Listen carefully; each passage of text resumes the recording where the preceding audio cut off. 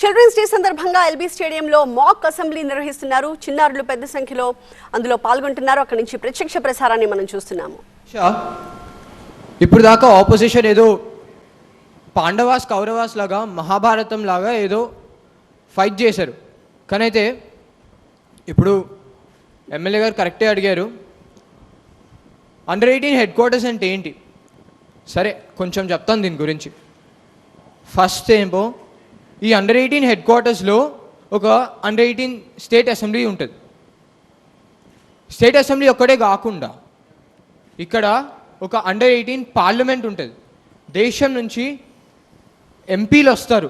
అండర్-18 ఎంపీలు ఇక్కడికి వచ్చి మొత్తం దేశానికి అండర్-18 లాస్ పాస్ చేస్తారు. ఫైనల్గా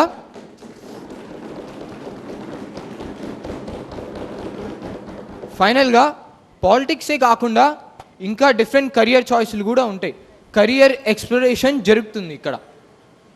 అలా ప్లాన్ చేసి మేము రూలింగ్ పార్టీ ఈ అండర్-18 హెడ్ క్వార్టర్స్ బిల్ని పాస్ చేయాలనుకుంటున్నాం. Thank you. Now, dear members, I know all of us have a lot of questions right now, but we will be closing question hour. I want you to think about when you're at school and you're late to class, your teachers yell at you, don't they? They tell you time is very important. Today also, dear members, time is of essence. That is why we want to talk about something that is truly relevant to the under-18 world and our cause, Hydra Project. I request a very passionate MLA of ours, MLA Jasmita, to share her views on Project Hydra and its efforts. గౌరవనీయులైన అధ్యక్ష, ముందుగా నాకు ఈ ఛాన్స్ని ఇచ్చినందుకు ధన్యవాదాలు తెలుపుకుంటున్నాను. రేవంత్ రెడ్డి గారు ఇక్కడ వచ్చిన ప్రతి మినిస్టర్, ఎమ్మెల్యే, మన అండర్-18 సిటిజన్స్కి అభినందనలు తెలుపుకుంటున్నాను. విషయానికి వస్తే ఇప్పుడు మనం ఇంత రక్షణంలో కలిసికట్టుగా స్టేట్ అంతా వర్క్ అవుతుందంటే అది మన రేవంత్ రెడ్డి గారు, మన గవర్నమెంట్ తీసుకుంటున్న చర్యల వల్లే. మీరు ఎప్పటికీ మారకండి సార్, మీరు ఇలానే ఉండండి. అంతేకాదు, మేము యూత్ అండర్-18 కమ్యూనిటీ ఇంత కష్టపడి రాత్రి పగలు బిల్స్ చేసి కష్టపడి పనిచేస్తున్నాము. ఎవరి కోసం? మన కోసం, మన స్టూడెంట్స్, చిల్డ్రన్స్ అందరి కోసం. ప్రతి స్కూల్ 1.5 lakh స్టూడెంట్స్ కోసం కష్టపడుతున్నాము. అంతేకాదు, ఇప్పుడు నేను ఇక్కడ ఇవాళ వేసుకున్న నా తెల్ల చొక్కా మీద ప్రమాణం చేసి చెప్తున్నాను, నేను సీఎం కాదు, నేను ప్రైమ్ మినిస్టర్ అయ్యి ప్రతి ఒక్కళ్ళకి కావాల్సినది అందచేస్తానని. విషయానికి వస్తే మన సహజ వనరులు మన వెనక తరాల నుంచి వారసత్వంగా తీసుకున్నవి కాదు, మన ముందు తరాల నుంచి అప్పుగా తీసుకున్నవి. ఇప్పుడు వాడుతున్న సహజ వనరులు మళ్ళీ మనకి తిరిగి ఇచ్చే బాధ్యత హైడ్రా అన్న ఒక స్కీమ్ ద్వారా మన రేవంత్ రెడ్డి గారు గవర్నమెంట్ తీసుకున్న చర్యలకి hats off to you sir.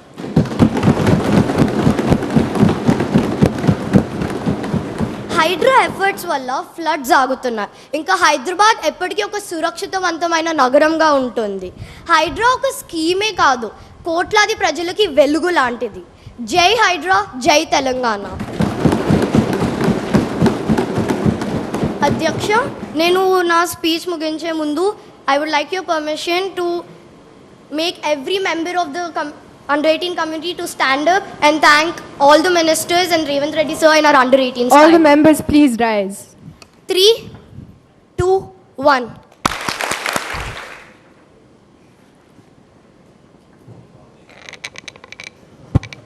Thank you, MLA Jasmita. Hydra indeed is a pivotal decision. Your views were appreciated.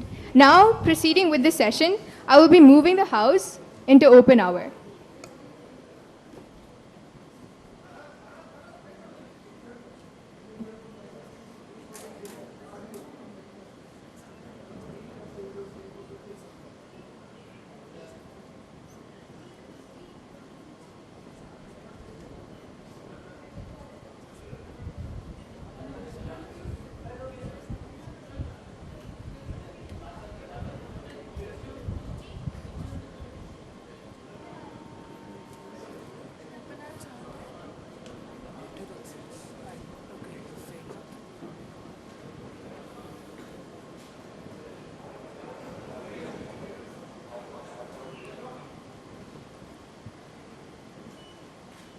under-18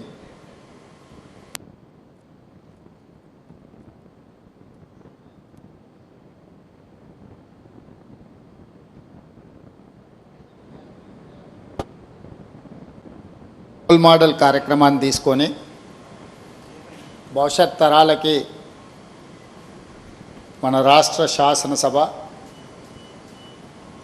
ఏ విధమైన దిశ నిర్దేశాన్ని ఇవ్వాలనో ఒక మాక్ అసెంబ్లీ నిర్వహించడం ద్వారా శాసనసభ సమావేశాలు ప్రజలకు ప్రయోజనకరంగా ఉండాలి,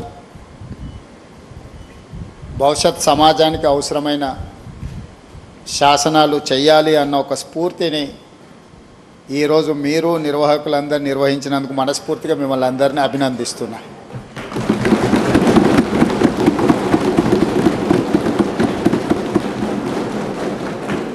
నాకు తెలిసి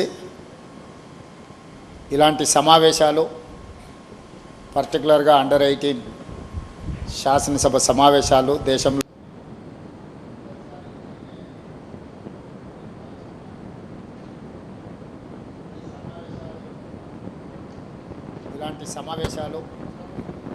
పర్టికులర్గా అండర్ శాసనసభ సమావేశాలు దేశంలో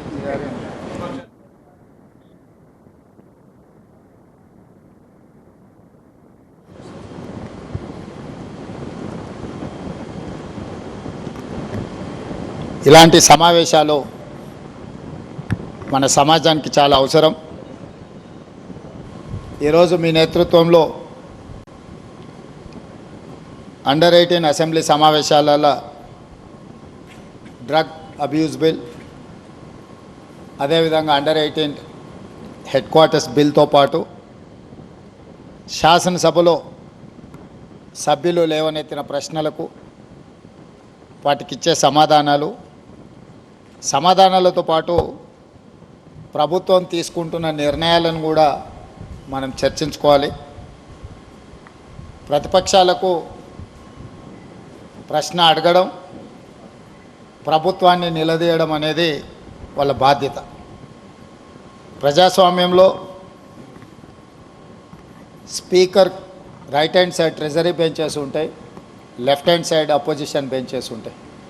leader of opposition, leader of the house ఇద్దరికీ ఈక్వల్ ఆపర్చునిటీస్ ఉంటాయి. Leader of the opposition issues లేవనెత్తడానికి ఎప్పుడైనా వారు చేయెత్తినప్పుడు స్పీకర్ గారు వారికి మాట్లాడడానికి, ప్రశ్నించడానికి అవకాశం ఇవ్వాలి.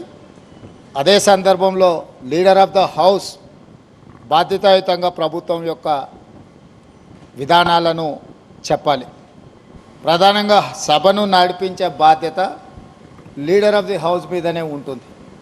శాసనసభ సమావేశాలను ఎప్పుడైనా బాధ్యతాయుతంగా నిర్వర్తించడం అనేది ప్రభుత్వం యొక్క బాధ్యత.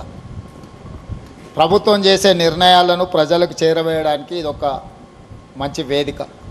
కాబట్టి ఎప్పుడు కూడా ప్రతిపక్షాలు ఒకవేళ సమస్యల తీవ్రతను బట్టి నిరసన తెలిపినా, ఆందోళన చేసినా కూడా ప్రభుత్వం సమన్వయంతో సమస్యలకు సరైన సమాధానం చెప్పుకుంటూ ప్రతిపక్షాలను సమన్వయం చేసుకొని సభను నడిపించడానికి చూడాలి. కానీ దురదృష్టవశాత్తు ఇప్పుడు రాష్ట్రంలో, దేశంలో జరుగుతున్న పరిణామాలు సభల్ని ఏ రకంగా వాయిదా వేయాలనే విధానంలో సభలు జరుగుతున్నాయి. కానీ మీ అండర్ 18 ఒక మంచి స్ఫూర్తిని, ప్రశ్నించే విధానము, జవాబు చెప్పే బాధ్యత, ఈ రెండింటిని కూడా స్ఫూర్తిదాయకంగా నిర్వహించినందుకు మిమ్మల్ని అందరిని కూడా మనస్ఫూర్తిగా అభినందిస్తున్నా.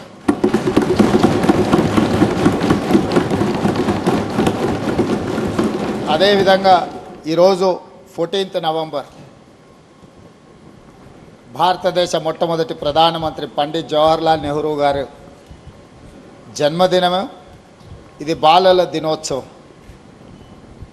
పండిత్ జవహర్లాల్ నెహ్రూ గారి దేశంలో ఎడ్యుకేషన్ రెవల్యూషన్, అగ్రికల్చర్ రెవల్యూషన్ తీసుకురావడంతో ఈరోజు ఈ దేశంలో ప్రతి పేదవాడు చదువుకునే అవకాశం, డాక్టర్లు, లాయర్లు, ఇంజనీర్లు, ఐఏఎస్, ఐపీఎస్లు అయ్యే అవకాశం నెహ్రూ గారు తీసుకొచ్చిన ఎడ్యుకేషనల్ రిఫార్మ్స్లో మనకి అవకాశం వచ్చింది. వారి వారసత్వాన్ని కొనసాగిస్తూ శ్రీమతి సోనియా గాంధీ గారు యూపీఏ చైర్పర్సన్గా ఉన్నప్పుడు రైట్ టు ఎడ్యుకేషన్ యాక్ట్ తీసుకురావడం ద్వారా ప్రతి వాళ్ళు చదువుకోవాలి, అది వాళ్ళ ప్రాథమిక హక్కు అని చెప్పి చట్టాన్ని తీసుకొచ్చి ఈ దేశంలో విద్యను ఖచ్చితంగా అమలు చేయడానికి సోనియా గాంధీ గారు, మన్మోహన్ సింగ్ గారు తీసుకున్న నిర్ణయాలు మనకెంతో ఉపయోగపడ్డాయి.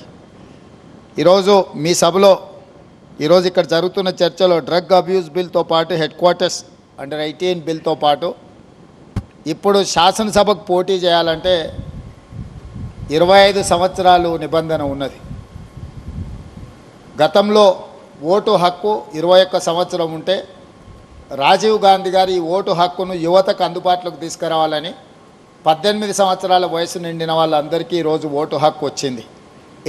అండర్ 18 మీరు 18 కంప్లీట్ చేసుకున్నప్పుడు మీకు వచ్చే ఓటు హక్కును భారత ప్రధానమంత్రి రాజీవ్ గాంధీ గారు ఉన్నప్పుడు చట్టాన్ని, రాజ్యాంగాన్ని సవరించి 21 ఇయర్స్ నుంచి 18 ఇయర్స్కు తీసుకొచ్చిన సంగతి మీ ద్వారా 18 ఇయర్స్ కంప్లీట్ చేసుకున్న మొట్టమొదటిసారి ఓటు వేయబోతున్న ప్రతి విద్యార్థులకు, విద్యార్థినులకు నేను గుర్తు చేయదలుచుకున్నా. ఈరోజు ఓటు హక్కు, ఓటు వినియోగించుకున్నప్పుడు